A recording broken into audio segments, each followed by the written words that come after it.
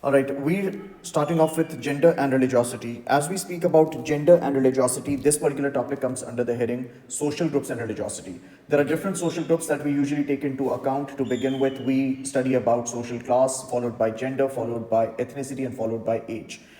We have had a question on this particular topic, social groups and religiosity in our CIs as well, and that makes this pretty important as far as our A levels A2 religion, the syllabus for religion is concerned. Now, to begin with, when we speak about gender and religiosity, remember there are two different aspects that we try taking into account. We talk about the extent to which religious practice is affected due to gender, and we'd also talk about how the beliefs an individual carries is affected due to gender.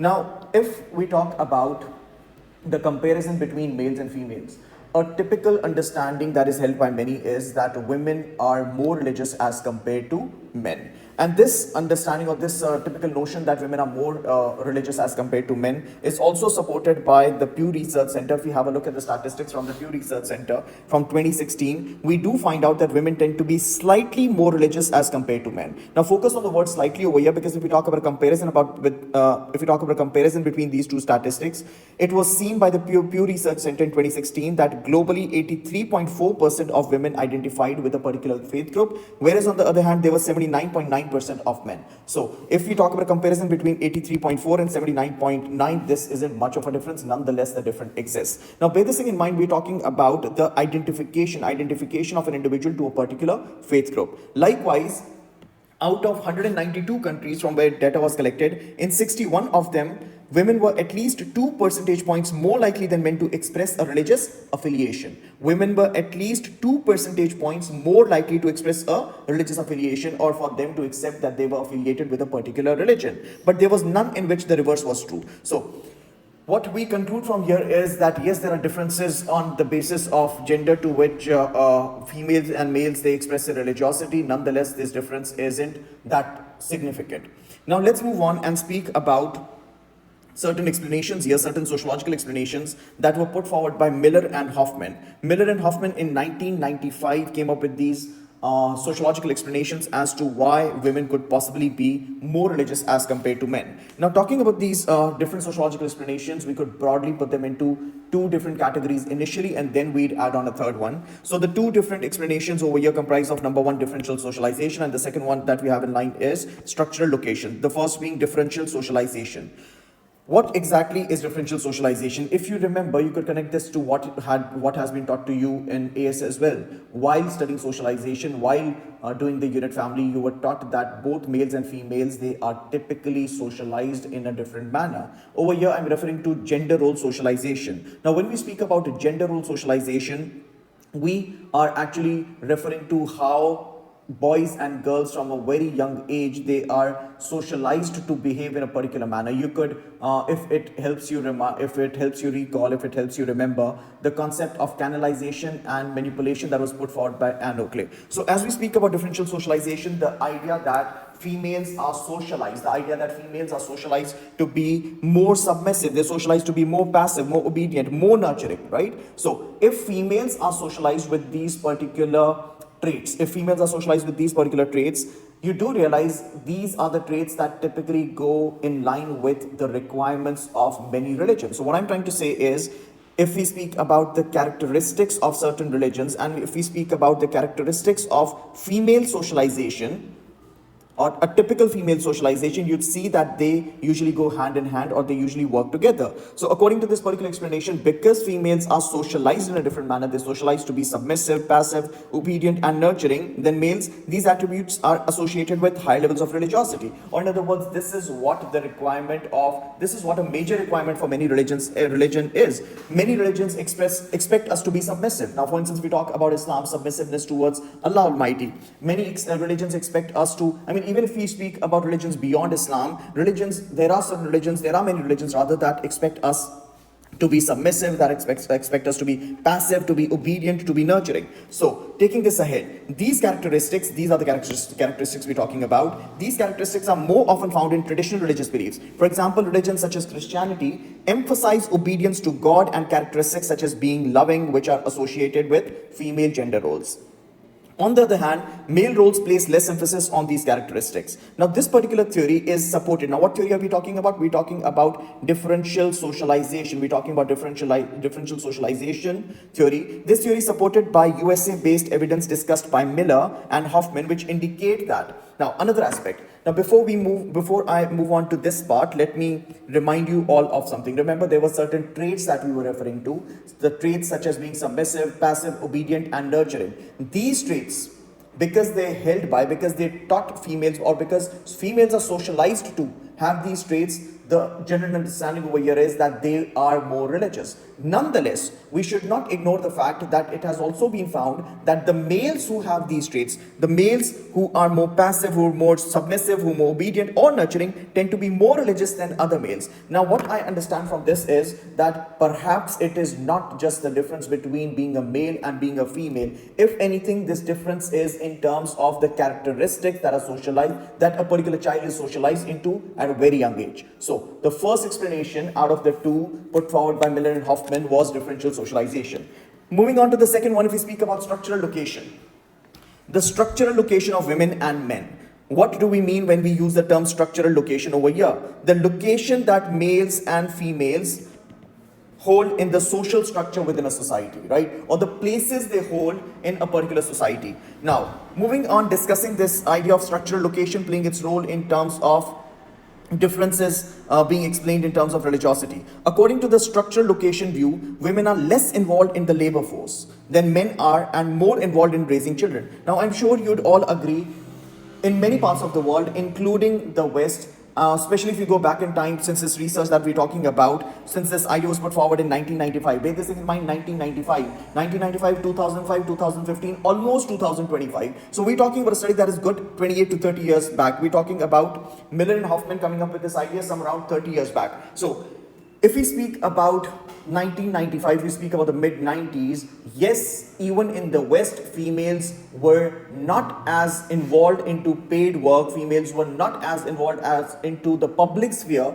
as much as males were, right? So according to this view, women are less involved in the labor force than men and more involved in raising children. Not only do women have more time for church-related activities, but the lower level of involvement in paid work also gives them a greater need for the sense of personal identity. Now, there are two things that I'm linking over here to the idea that females are less involved into paid work. Number one, time. Because according to this again, now whatever I'm explaining over here is the view put forward by Miller and Hoffman and not by me. But according to Miller and Hoffman, because it was seen that females were less involved into paid work, it could be assumed that they probably have more of time to themselves at home. Number two, one, having more time, I'll just permanently circle this so that you guys do not forget. Number two, the need for a sense of personal identity. Now, what does it mean when we talk about a need for a sense of personal identity? When you're involved into paid work, paid work gives you an identity, right? It gives you a sense of identity. For instance, if you studied medicine, you are a doctor. If you into accounts, you're an accountant. If you fly planes, you're a pilot, right? It gives you a sense of identity. According to Miller and Hoffman, because women were less involved into paid work, they lacked having that sense of identity. And this sense of identity for them could be achieved through being involved into church-related activities. You know, when you're leaving home, going to attend a particular service at the church, that's where you meet people. When you meet people, you interact with them, you socialize with them, and then you end up making a place for yourself. Right? That is where you get your sense of identity from, according to Miller and Hoffman, 1995. So taking this ahead, some US research suggests that religion is seen as a household activity. Religion is being seen as a household activity. Now, how is religion a household activity? Because socializing children is typically done by females, and socializing children specifically in terms of religious beliefs is usually done by females. Socializing children by taking them to church can be regarded as an extension of female childcare role.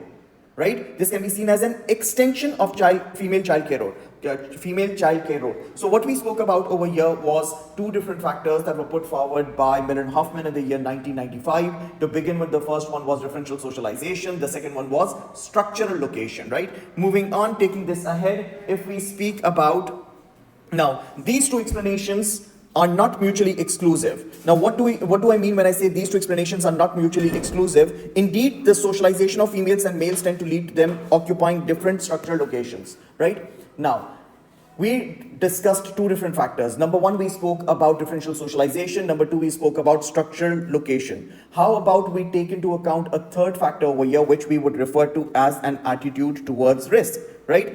Miller and Hoffman argue that these explanations cannot fully explain the gender differences in religiosity. They quote research which suggests that even when socialization and structural location are taken into account, women are still more religious than men. They argue that therefore a third factor should also be taken into account, and this third factor over here is attitude towards risk. As we speak about attitude towards risk, I'm sure many of you would agree that men are expected to be more prone towards risk-taking behavior as compared to women. Men are typically expected to be more involved into risk-taking behavior as compared to women. And not being religious or not complying to religious requirements is of course can of course be seen as a risk-taking behavior. If you're not following religion, if you are not being religious, if you're not doing what your religion asks you to do, or if you're not being able to restrict yourself from what your religion wants you to hold yourself back from, that is indeed a risk-taking behavior. So a third factor that we're taking into account over here is attitude towards risk. There's nothing to lose in being religious. However, not being religious can be seen as risk-taking behavior because it risks condemnation to hell after death. Now, what they're trying to explain over here is men are more prone towards risk-taking behavior as compared to women. You'd see women taking less of a chance when it comes to risk-taking behavior, and men taking taking more of a chance when it comes to risk-taking behavior.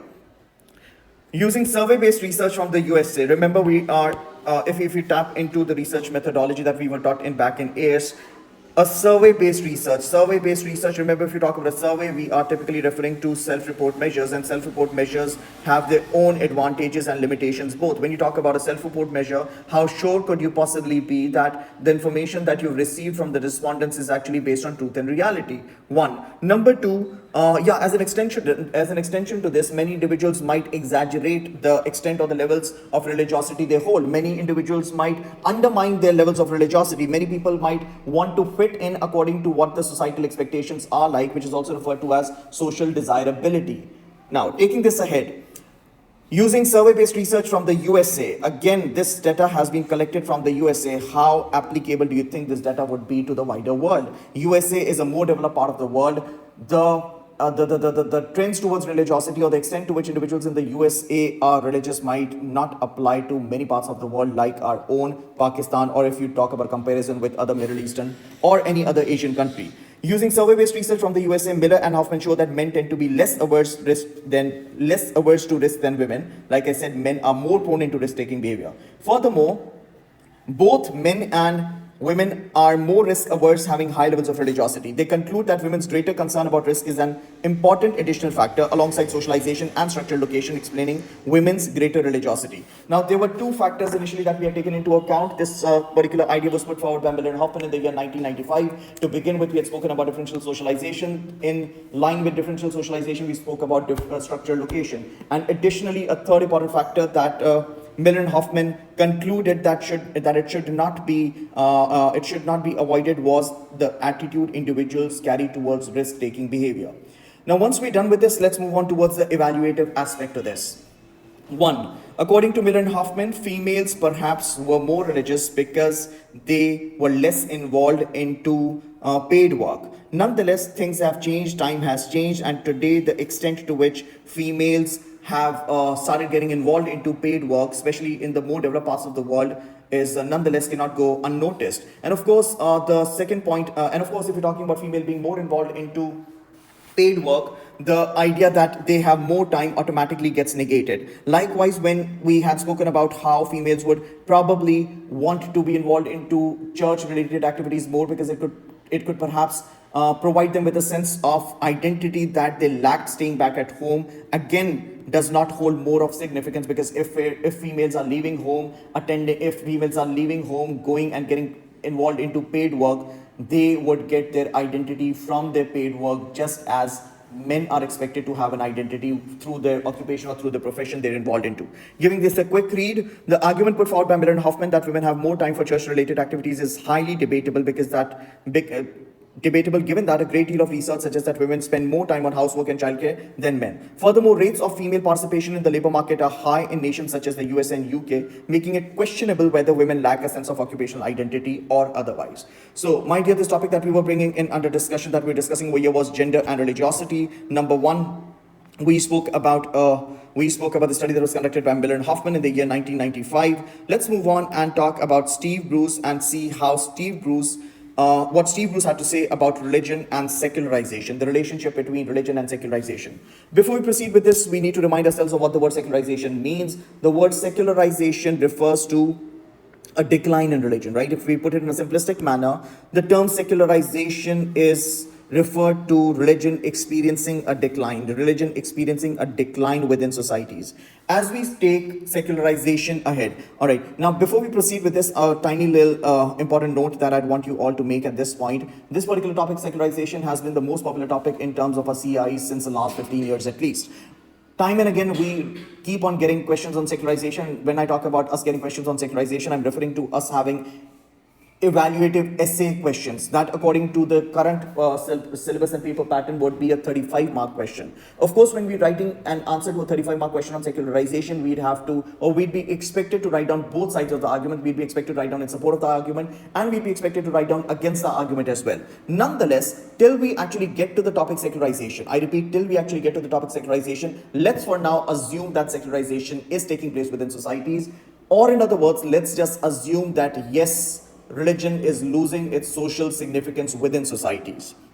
Now, based on this notion, let's proceed. Steve Bruce. Steve Bruce suggests that religion tends to have an affinity with aspects of femininity that make women less confrontational, less aggressive, less goal-oriented, less domineering, more cooperative, and more caring. Now, let's understand this first part now, and then we'll move on and tell you how we could proceed ahead.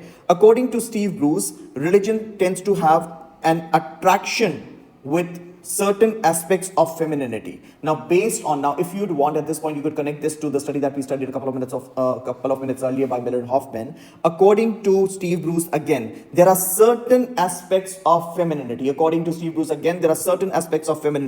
Such as females are expected to be less confrontational, females are expected to be less aggressive, females are expected to be less goal-oriented, females are expected to be less domineering and more cooperative and more caring. Now, these are the aspects of femininity, according to Steve Bruce, that again go pretty much in line with religions, that actually would complement religions or religious teachings, specifically when we refer to traditional religions.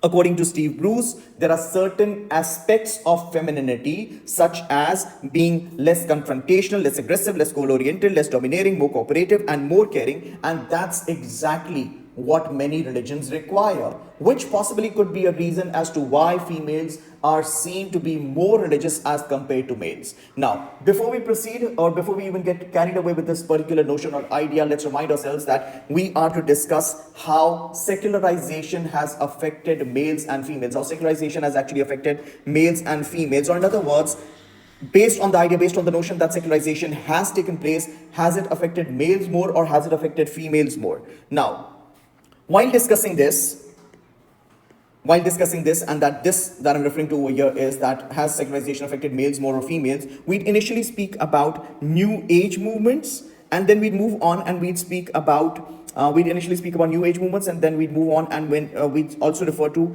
the traditional religions, which are traditional religions, conventional religions, typical religions, world religions, more popular religions like Islam, Christianity, Hinduism, Buddhism, Judaism, Jainism, Sikhism, so on and so forth.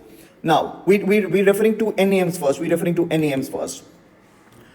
This affinity or this attraction applies to traditional religions and is particularly strong with New Age spiritual beliefs. Now, when we speak about New Age spiritual beliefs, aspects such as healing, aspects such as channeling, aspects such as spirituality, right? According to Bruce, these aspects that I've just marked, that are healing, channeling, and spirituality, these are the ones that typically attract or appeal females more as compared to males. Healing, channeling, spirituality. There are ample of videos that are available on healing, channeling, and spirituality. which I'm sure would give you a better idea of what Bruce is actually referring to. So, according to Bruce, again, these aspects of healing, channeling, and spirituality are typically seen to be followed by females, where was I? Or in other words, because these are more in keeping with female gender roles. According to Bruce, you'd see more females being involved into healing, channeling, and spirituality. That are again aspects of New Age spiritual beliefs being followed by females more. Nonetheless, the few males that are a part of NMs. Now, I think we all do know, as I had explained this to you earlier as well. When you talk about NAMs are typically more popular when it comes to females as compared to males. You'd see more females being involved into NAMs as compared to males. According to Bruce, you'd see females involved into healing, channeling, and spirituality. On the other hand, the very few males that are involved into NAM, you'd see them being involved into paranormal activities. Now, when you figure out what healing, channeling, and spirituality is, you would see that these three, what is common amongst these three is typically the positive nature that they hold. However, when we speak about paranormal activities, we are typically referring to things that carry a negative connotation towards them. So the minority of men involved into the New Age tend to be more interested in paranormal than in the more feminine aspects of movement.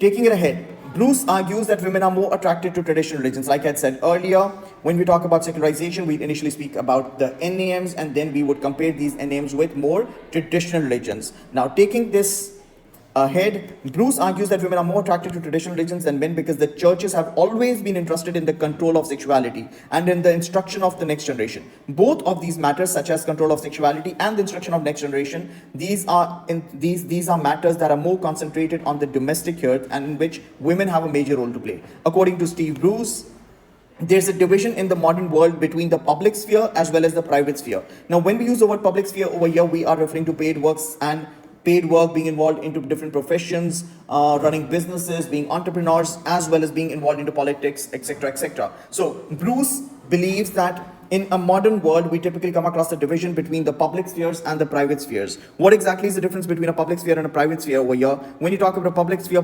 like I said, has to do with paid work, and private sphere has to do more with domestic, with the domestic sphere of life, being involved into family and personal life. Bruce believes that as a result of secularization, like I had initially said, let's assume for now that secularization is taking place. Bruce believes that as a result of secularization, religion has become less important in the public sphere and increasingly confined to the private sphere. Now, as I explained this to you, according to Steve Bruce, secularization is taking place for now, right? According to Steve Bruce, secularization is taking place, and the secularization that is taking place has affected the public world more, has affected the public sphere more as compared to the private sphere. When I say it has affected the public sphere more, I'm talking about how it has affected to aspects outside home, aspects outside where you reside, or aspects such as your workplace, you being a part of paid employment, the political structure, economic structure of the society. So according to Steve Bruce, as a result of secularization, what has been affected more is the public sphere, and what has been affected less is the private sphere.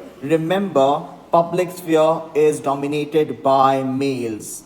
I'm trying to explain you what Bruce believes in. And the private sphere is dominated by females.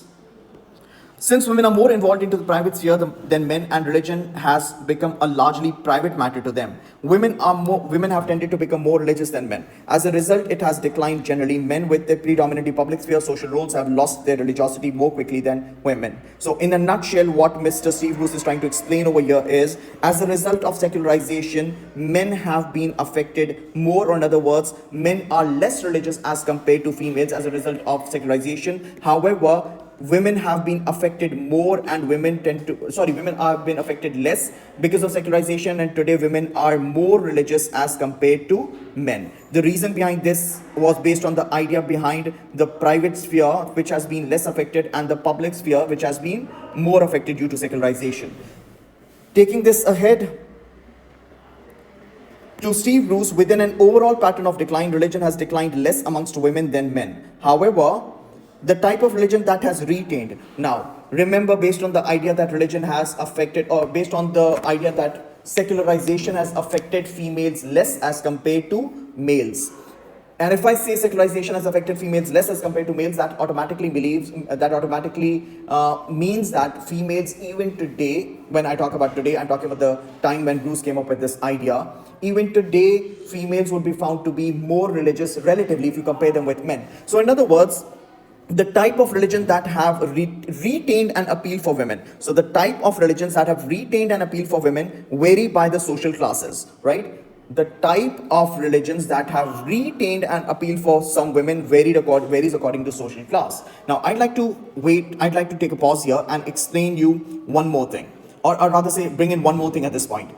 If we talk about a comparison between working class females and middle class females, working class females are expected to be more passive. Working class females are expected to be more docile. Working class females are expected to be more obedient, more subservient. However, on the other hand, if we talk about a comparison between working class females and middle class males, middle class females are expected to be middle class females are expected to be more autonomous. Middle class females are expected to accept less of control. Middle class females are expected to be more goal oriented, more future oriented, more career oriented. So we are talking about variations based on social class. We spoke about the comparison between the working class females and the middle class females. According to Steve Bruce, working class females, because they are expected to be more passive, it makes a lot of sense for them to be a part of religions that accept, or rather say a better word over here would be that expect passivity.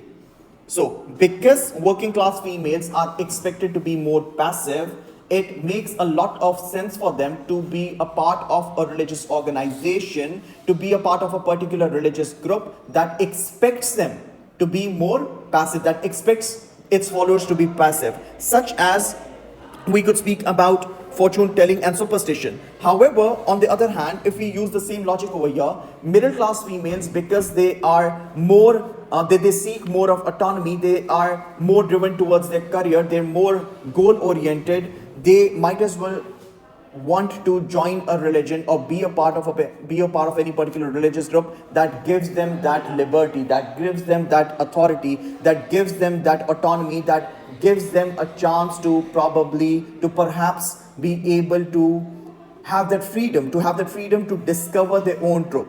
I don't know if you have picked on the hint that I'm trying to give at this point. We are actually referring to NAMs over here. NAMs, according to Paul Heelas in the year 1996, offer self-spirituality. They advocate self-spirituality. NAMs, when I say they advocate self-spirituality according to Paul Heelas 1996. In other words, it makes a lot of sense for females from the middle class to be a part of NAMs, because these new age movements, give them the freedom, give them the liberty to not be dependent on anyone and to be able to seek salvation for themselves, to be able to seek perfectionism for themselves through different means, such as we could speak about, such as different forms of spirituality. Now, taking this ahead, working class women tend to retain a belief in forms of religion and spirituality in which they are more passive. They believe in a powerful God and in obscure forces beyond their control, such as fortune telling and superstition. By contrast, middle class women have more experience of controlling and improving their own lives. Consequently, then they tend to follow religions that allow more individual autonomy and forms of spirituality which facilitate personal development. They are attracted to new age beliefs that promote self-growth and development. Now, we spoke about two major theories over here. We initially spoke about Miller and Huffman, and followed by number one and number two, we spoke about Steve Bruce. Without any further ado, let's quickly move on and talk about Linda Woodhead over here. Linda Woodhead is very popular when it comes to the Candle Project. If you do not know of this as yet, as I keep on saying, Google it, YouTube it, and it would of course help you understand this entire topic, religion, better. Quick little idea about this Candle Project. Linda Woodhead was involved into this Candle Project. Candle is a small town in the UK with a population, according to the 2021 census, being around 30 to 40,000. I don't exactly remember. What Linda Woodhead and her colleagues were trying to do they were trying to figure out different forms of religiosity and the extent to which secularization has affected these different forms of spirituality. including the traditional religions. This is important to note over here about the Candle Project, including the traditional religions as well as the non-traditional religions such as NRMs and NMs as well. Now, Linda Woodhead, according to Linda Woodhead, okay, now Linda Woodhead, female religiosity and secularization. This is pretty linked to the idea that was discussed by Steve Bruce. Woodhead in the year 2005 believes that processes of secularization and the decline in Christianity have influenced Western societies. According to Woodhead, the processes of secularization and the decline in Christianity have influenced Western societies, but they can only be understood with reference to gender. So, according to Linda Woodhead, you could understand secularization better, you could understand a decline in Christianity better by studying religion, or by studying it under the heading of, by studying gender, or by studying it under the heading of gender. Now, if we go back in history and we speak about, if we go back in history, we all know our society has evolved. From hunter-gatherer groups to pastoral societies to agrarian societies to industrialization, to cottage industries, to industrialization. Along with industrialization came modernization. Modernization with itself brought in rationalization. Rationalization came in, people started demanding logic. What I'm talking about is an evolution that a society has experienced. What I'm talking about is a society having to go through different phases. Before industrialization took place, we had cottage industry. Industrialization came in, industrialization led to modernization. Modernization, along with the Enlightenment era, gave individuals a reason, or gave individuals the option to question things. Now, as we speak about modernization, my dear, with itself brought in rationality. People started demanding logic. People started asking for rationality. Science offered rationality, science offered logic, science allowed individuals to question it. However, if we speak about religion, religion is an article of faith. When I say La ilaha illallah Muhammadur Rasulullah sallallahu alaihi wasallam, it is an article of faith that I believe in. I do not question anything. I do not demand logic. I do not need to seek any sort of rationality. It is an article of faith.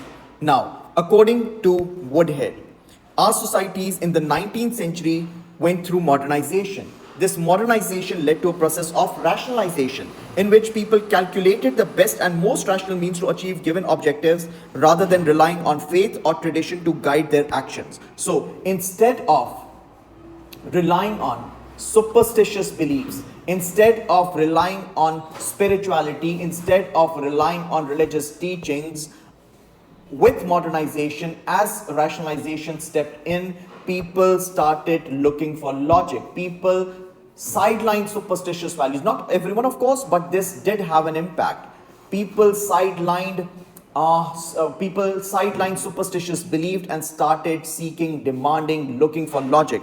And this had a corrosive effect on religion. It sort of started corroding religion as it left little room for the non-rational faith required by religion. So, in a nutshell, what Linda Woodhead is trying to explain over here is, because of modernization and rationalization, people started losing their faith. People started getting less religious. However, this entire corrosive effect, or this effect of people losing their faith, affected men more as compared to women.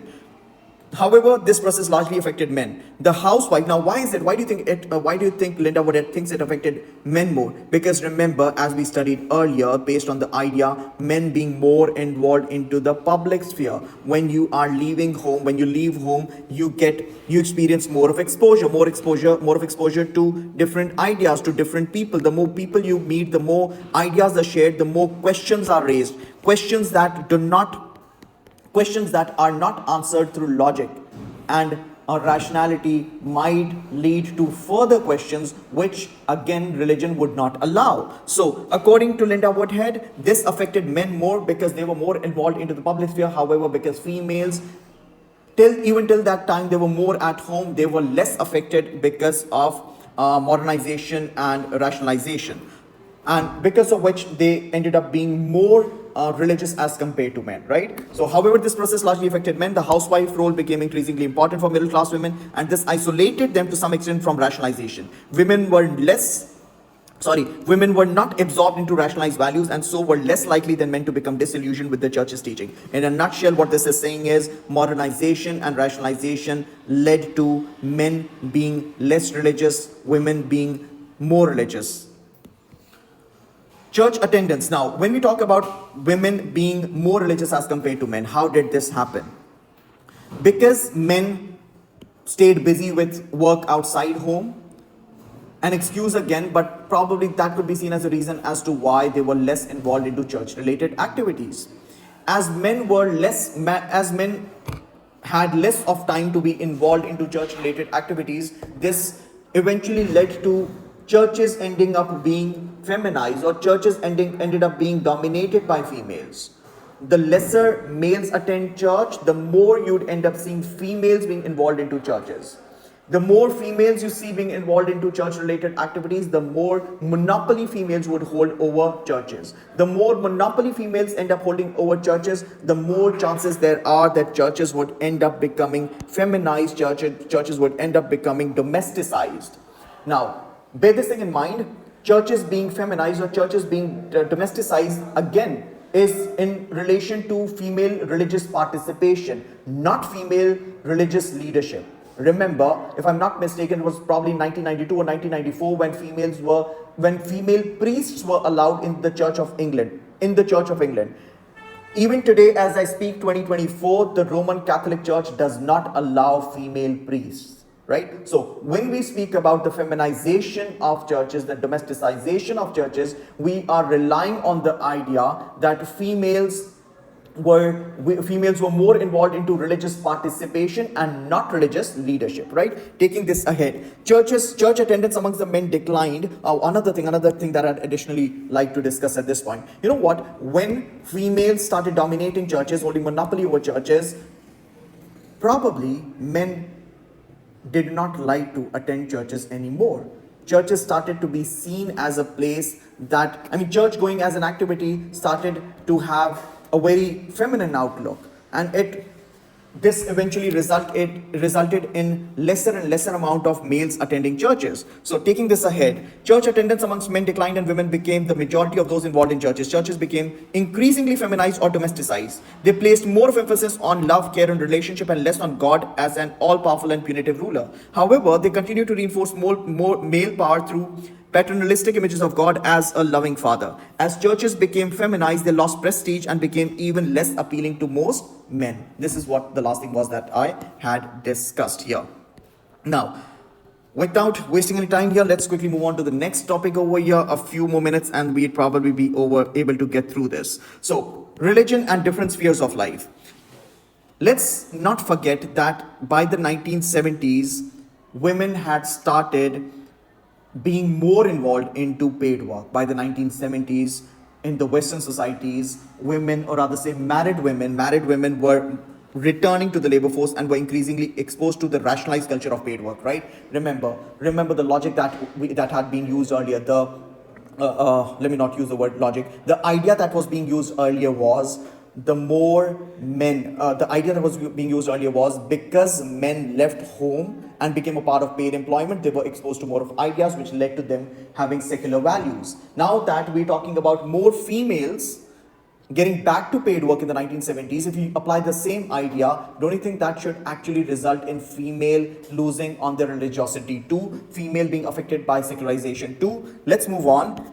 By the 1970s, in the Western societies, many married women were returning to the labor force and were increasingly exposed to the rationalized culture of paid work. This led to a rapid decline in church-going amongst women. According to Woodhead believes that the changes of women's lives largely account for the decline of Christian churches and denominations in Western countries since the 1970s. However, women are still more interested than men. Now, what we summarize from this entire paragraph over here is, after 1970s, women started going back to work again, which led to women having less of time for religion or church-related activities. Nonetheless, even if you talk about a comparison, today women are still more interested than men when it comes to religion and spirituality. And this, if you connect this back to where we took a start from the Pew Research Center, the statistics that we had from the Pew Research Center in 2016, it very clearly showed that there was a slight more of religiosity being observed by females as compared to males. So, however, women are still more interested than men in religion and spirituality for a number of reasons. Let's quickly have a look at these reasons. Number one, even today, as we see, women are less involved in the public world to work than men. More women than men work part-time, and women are still much more likely to have the main responsibility for childcare. Now, for the part-time part, if they're working part-time, they'd be able to find themselves more of time to be involved into church or religion-related activities. When we talk about women holding responsibility for childcare, a part of package over here is socializing children into the religious values as well. Number one. Number two, Linda Woodhead argues that there are three rather than two spheres in contemporary societies. Remember, we had spoken about the private sphere and the public sphere earlier. However, according to Linda Woodhead, let's refer to these as three spheres and not two spheres. And these three spheres, let's name them as primary institutions, secondary institutions, and individual spheres. What is a primary institution here? As we use the term primary institution, we are typically referring to work as such as paid work outside home, businesses, machinery, industries, politics, economics, so on and so forth. So primary institutions such as those associated with work and politics. Secondary institution associated with caring for others, including the family and religion. However, the new addition over here is an individual sphere in which people are concerned with their own autonomous and individual selves. So let's connect this with what we studied 20 minutes back. Primary institutions are expected to be dominated by males. Secondary institutions are expected to be dominated by females. Remember, I'm using the word expected to be, and this does not reflect my opinion. So when we speak about primary institutions are expected to be dominated by males, and secondary institutions are expected to be dominated by females.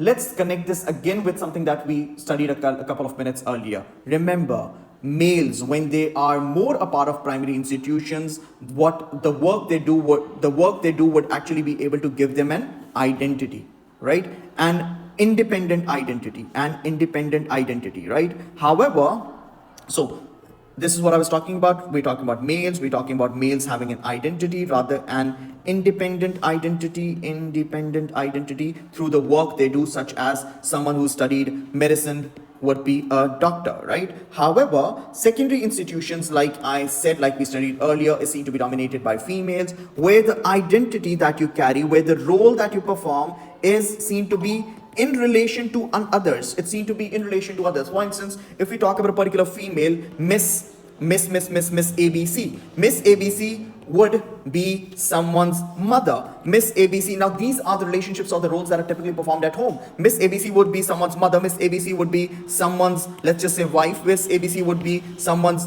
mother-in-law, or rather say daughter-in-law. Now, the idea that I'm trying to throw over here is, when you talk about roles and relationships or identities that are carried within home, they're typically dependent on other individuals. However, when you talk about identities that are developed or created outside home, they typically seem to be independent in this context again. So we know what a primary institution is, we know what a secondary institution is. Moving on, an individual sphere. An individual sphere in which people are concerned with their own autonomous and individual selves, right? When people are more concerned with their own autonomous and individual selves. Now, buckle up, keep in mind the few things that I said 2 minutes back. Let's continue. Religion remains relevant to those women whose lives are based in secondary institution. For them, religion continues to hold the same amount of significance, if not more, even today. Given this, women are still more likely than men to be involved into churches and denominations. However, New Age beliefs also tend to be dominated by women. We're discussing this for the third time in a row. Woodhead argues that this helps to resolve a contradiction. This helps to resolve a contradiction between the traditional female roles in the home and more masculine roles in the workplace. In paid work, your sense of self largely derives from your position of job. Remember when I had said, when you're involved into paid work, the identity that you get, the identity that you're carrying is typically independent. Whereas in family roles, your sense of self is more concerned with relations to others. remember when I said at home, the relationships that you carry or the social roles that you perform that are typically in relation to others. Remember when I said at home, Miss ABC would be someone's daughter, would be someone's wife, would be someone's daughter-in-law. Now, yeah, so whereas in family roles, your sense of self is more concerned with relationships with others, such as a wife, a parent, and so on. Now, let's talk about how New Age is able to resolve this contradiction. How New Age is able to resolve this contradiction. New Age beliefs allows this tension to be bypassed.